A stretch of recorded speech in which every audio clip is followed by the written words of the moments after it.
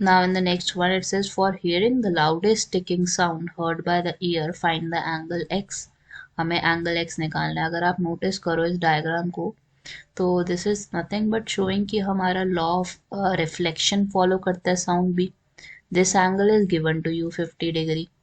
अब नॉर्मल है, हमें पता है नॉर्मल के साथ हमेशा 90 डिग्री बनता है. So what would be this left over angle? ये क्लॉक है. This is the normal position we have. तो हमें basically C N A find out करना है. तो सी एन ए क्या हो जाएगा हमारा? That would be nothing but 90. Total is 90. 90 minus 50 that would be nothing but 40 degree. और अगर ये वाला एंगल आपको 40 आ रहा है so the reflected angle would be 40 as well. So we can say what is my angle x in this case? 40 degree, because it follows angle of incidence is equal to angle of reflection in sound waves as well. Light में भी यही होता है और sound में भी यही होता है कि they follow the law of reflection.